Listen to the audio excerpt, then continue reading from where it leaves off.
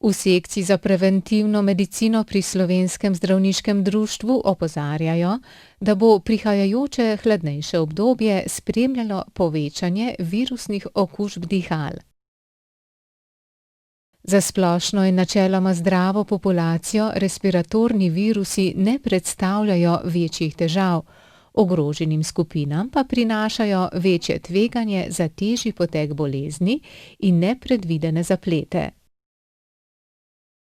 Najbolj ogroženi so dojenčki in majhni otroci, še zlasti nedonošeni.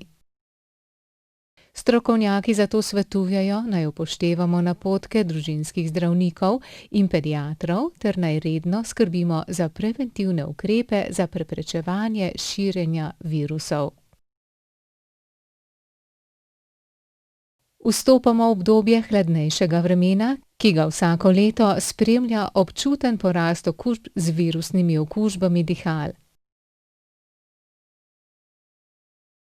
Še zlasti je značilno, da je ob nenadnem padcu temperatur povečanje okužb z respiratornim sincicijskim virusom, ki je zelo pogost pri otrocih.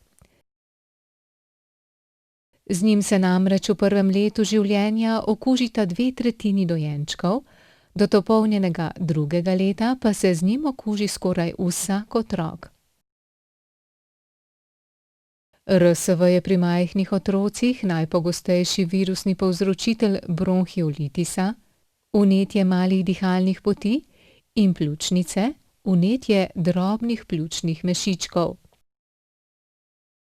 Večina sicer zdravih odraslih ljudi virusno okužbo dihal preboli kot prehlad in brez večjih posledic.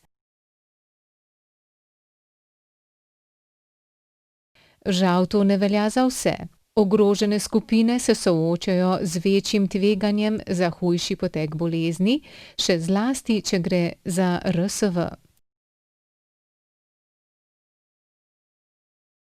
V primerjavi z ostalimi virusi, RSV lahko vodi v daljše trajanje hospitalizacije in več potrebe po dodatku kisika.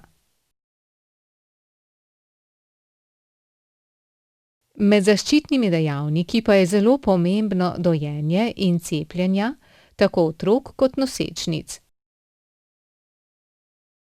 Za najbolj ogrožene skupine otrok, denimo nedonošenčke, dojenčke s kronično pljučno boleznijo in otroke s prirojeno srčno napako do starosti 2 let, je v Sloveniji proti RSV na voljo tudi zaščita z zdravilom.